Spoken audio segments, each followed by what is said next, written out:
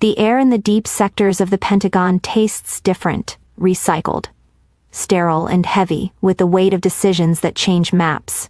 But my Uncle Rick, a retired colonel who believed his rank was an eternal, past to relevance, didn't notice the change in atmospheric pressure. He stood in the sterile hallway, sneering at the reinforced steel doors of the priority lift, his finger jabbing aggressively toward the emergency stairwell. He looked at me with that familiar mix of pity and annoyance, the kind you reserve for a child who has wandered into a boardroom. He told me that elevator was strictly for high-ranked officers, men who had earned the right to skip the cardio, and that I needed to start walking before I triggered an alarm. I didn't argue.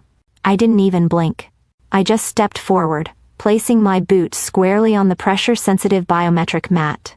Rick opened his mouth to bark a command, probably to tell me I was embarrassing the family, but the building cut him off. The sensors didn't just beep, they screamed.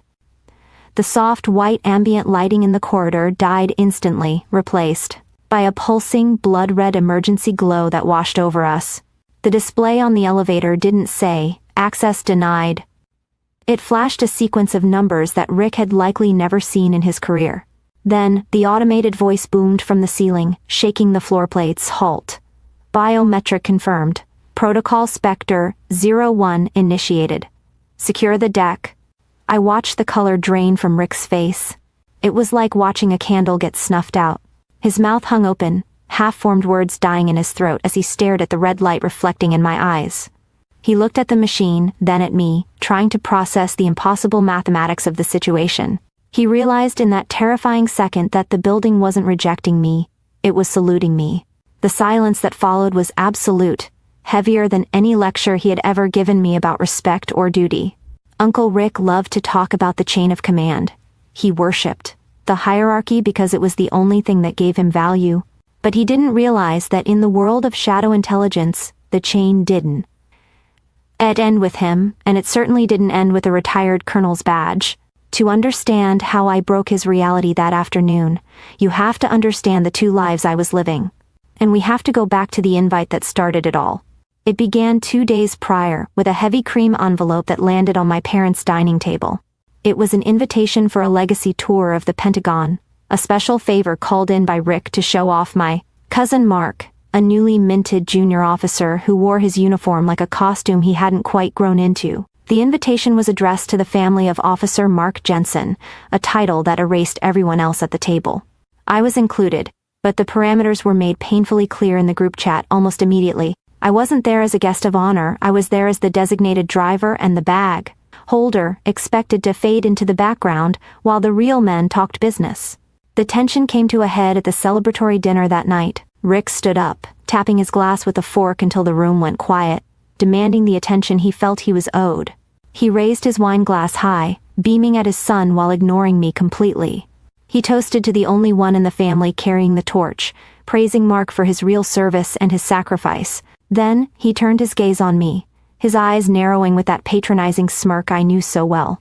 He chuckled and said, loud enough for the waiter to hear, that it was good to see real work being done, not that computer game nonsense I did all day. He leaned in, his voice dropping to a conspiratorial whisper that felt like a slap, and told me not to embarrass them on the tour, reminding me that I shouldn't speak unless spoken to, because these were war fighters, not IT support.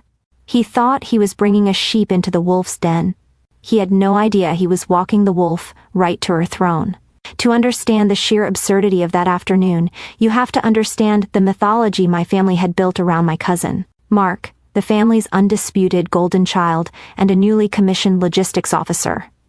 Was a man who treated a supply chain spreadsheet like a tactical battle plan. He didn't just wear his uniform, he lived in it, parading it around Sunday dinners and grocery runs as if he were constantly on the verge of being airdropped into a hot zone. In reality, Mark's warfare consisted of authorizing shipments of printer, paper, and ensuring the base cafeteria didn't run out of napkins. But to my aunt and uncle, he was practically a Navy SEAL. They hung on his every word, nodding solemnly when he complained about the brutal paperwork, treating his minor administrative inconveniences like acts of supreme valor. Then there was me. In the eyes of the family, I was Elena, the civilian failure who had squandered her potential to stare at screens all day. My official cover was boring by design, a data analyst for a mid-tier logistics contractor. It was vague enough to be plausible and dull enough to stop questions before they started. But to my family, data analyst was just a fancy term for overpaid IT support. Uncle Rick, a man who still typed with 2 fingers and viewed the internet with deep suspicion, loved to remind me of my place. He would corner me at barbecues, shoving his sticky iPad in my face because he couldn't figure out how to open his email, cracking jokes about how I probably spent my workday playing solitaire or rebooting routers. I would just smile, fix his user error, and swallow the urge to scream. They saw a tech support girl. They didn't see the lead architect for Operation Black Fog. They didn't know that the computer game nonsense I was working on was actually a localized counter insurgency AI designed to predict and dismantle terror cells before they could even materialize. While Mark was tracking pallets of Gatorade, I was tracking metadata signatures across 3 continents, hunting ghosts in the digital machine. My boss wasn't a middle manager in a cubicle farm. My direct report was General Sterling, a 3-star commander who viewed small talk as a tactical error and respected nothing but raw competence. He didn't call me sweetie or Elena. He called me architect. And when General Sterling asked for my opinion, he didn't want IT support. He wanted to know if we should deploy assets to prevent a catastrophic loss of life. The contrast between these 2 worlds collided violently during the car ride to the Pentagon. We were stuck in the visitor parking lot, a chaotic mess of concrete and confusion, while Uncle Rick argued loudly with a parking attendant about validation stamps. In the back seat, Mark was launching into his 3rd retelling of a story about the grinder, his basic training experience. He was describing the shine on his boots with the intensity of a poet, talking about the sacrifice of waking up at 0500 hours. I sat next to him, staring out the window, listening to him romanticize a morning jog, while my pocket started to vibrate with a rhythm that made my blood run cold.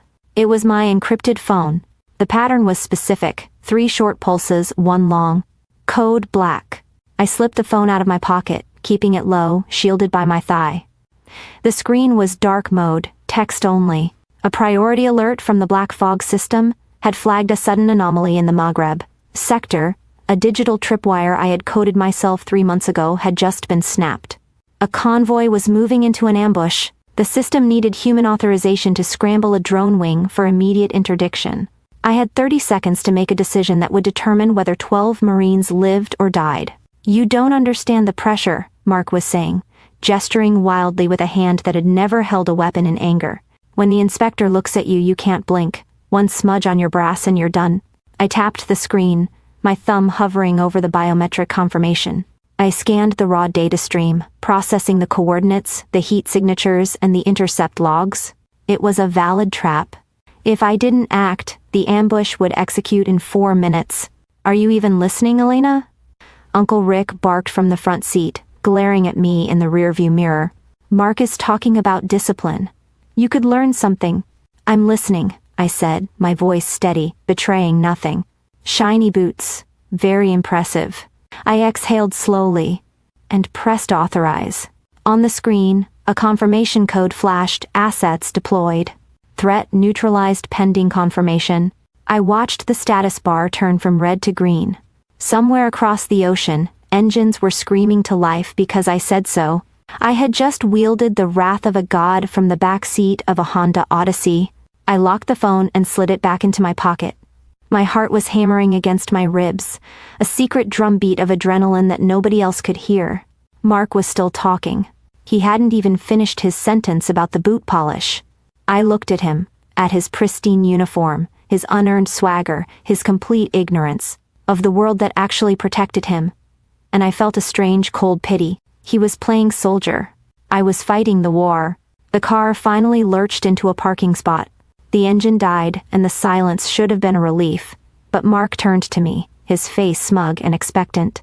He tapped his phone against his palm, looking annoyed. I pocketed my phone, having just authorized a level 5 kinetic strike. Mark asked if I could fix the Wi-Fi in the car. I smiled and said, "I'll see what I can do." The restraint was agonizing.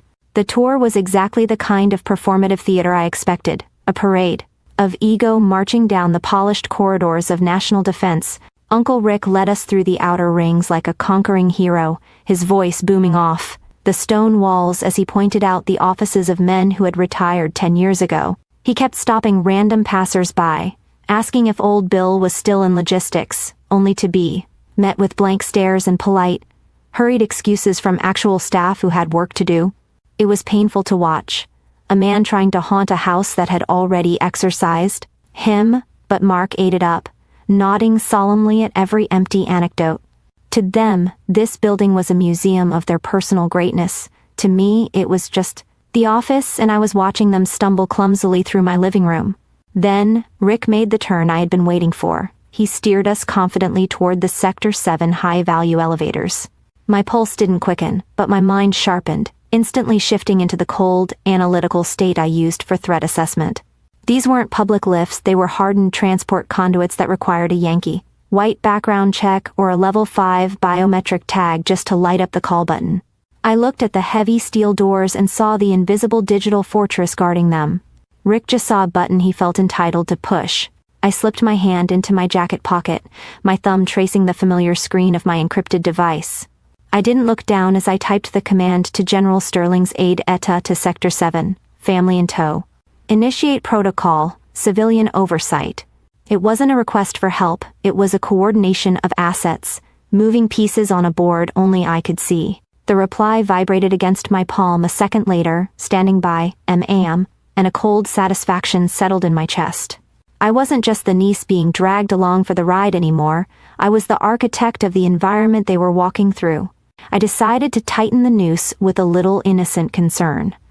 Uncle Rick, I said, pitching my voice to be perfectly, maddeningly helpful. Are you sure we're allowed back here? The sign over there says, restricted, in pretty big letters. It was the same tone I used when I fixed his printer. Polite, submissive, and designed to irritate him. He snapped immediately, his neck flushing red. I built this hallway, Elena. Watch and learn. He stepped up to the panel and slapped his retired ID card against the reader with the confidence of a king returning to his castle. The machine thought for a millisecond before letting out a pathetic descending yellow beep. Access limited. Visitor. Rick stared at the amber light, blinking in confusion as the doors refused to budge. He swiped again, harder this time, as if physical force could bully the encryption into submission. Glitchy new tech, he muttered, turning to Mark with a forced laugh that didn't quite reach his eyes. They overcomplicate everything these days. Probably some server error. He looked so small in that moment, fighting a system he claimed to understand, but couldn't even speak to. He was so busy fighting the machine, he didn't notice the machine was waiting for its master. I decided to end his struggle. Rick finally gave up on the scanner, his knuckles white from gripping his retired ID card. Instead of admitting that his access had expired along with his career, he did what he always did. He turned his failure into a weapon and aimed it directly at me. He spun around, his face flushed with a mixture of embarrassment and rage, and gestured aggressively at the silent machine. See? He spat, his voice echoing too loudly in the quiet corridor. This is exactly why we need soldiers, not computers. You probably wouldn't even know which button to press to call the damn thing. He jabbed a shaking finger toward the heavy steel door marked emergency stairwell, looking at me with that same dismissive sneer he wore when he told me my job wasn't real service. That elevator is for high-ranked officers, Elena, people who matter. You take the stairs. I looked at the heavy steel door of the stairwell, and for a second, I didn't see a door. I saw the summary of my entire life in this family. You take the stairs. It was the same command they'd been giving me since I was 12. The door to the state school because the university fund was reserved for Mark's potential. The door to the kids' table at Christmas because the adults were talking strategy. I saw every time I was told to wait, to step back, to be grateful. For the scraps of attention they threw my way, all of it culminated in this man, standing in a hallway he didn't own, telling me to walk while he waited for a ride he hadn't earned. I felt a sudden, cold clarity wash over me, settling in my chest like ice. I wasn't going to take the stairs today. I stepped forward, moving into his personal space with a quiet confidence that made him flinch. Actually, Uncle Rick, I said, my voice low but cutting through the recycled air like a razor. That elevator isn't for rank. It's for clearance. Before he could laugh, before he could tell me to stop playing games and start walking, I placed my hand flat against the black biometric panel. The reaction was instantaneous and violent. The polite yellow visitor light died instantly, replaced by a pulsing blood-red glow that flooded the entire corridor, turning Rick's confused face into a mask of crimson terror. The automated voice didn't just speak, it announced a verdict that shook the floor plates. Priority matrix, Command Unit Spectre 01. Level 5 clearance recognized. Biometric override engaged.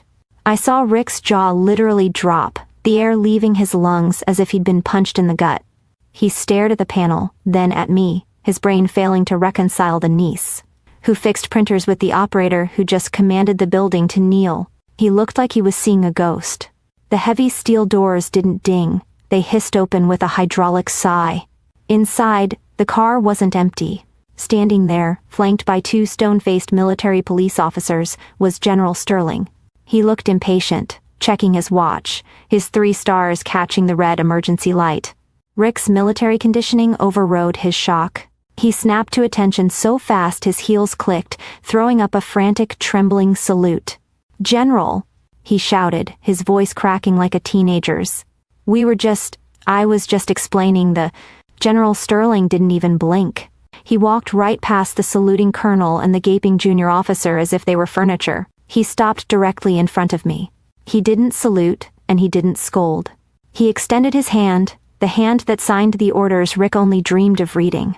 "Architect," he said, his voice gravelly and serious. "We've been waiting for you in the skiff. The Joint Chiefs need your assessment on the Pacific data immediately." I took the general's hand, feeling the rough calluses against my palm, then turned slowly to look at my family one last time. Mark looked like he was going to be sick. Rick was still holding his salute, trembling, a statue of obsolete authority crumbling in real time. I allowed myself a small, sad smile. "Sorry, Rick," I said softly. "I can't take the stairs. The general doesn't like to wait." I stepped into the elevator, turning to face them as the general stepped in beside me.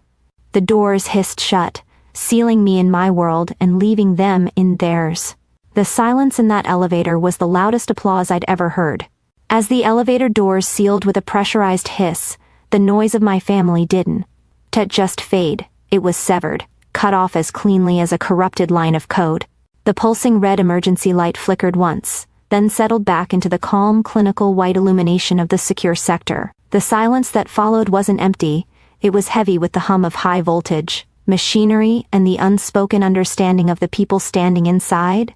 I took a breath, the first deep, steady breath I had taken in hours, and felt the mask I wore around my relatives dissolve.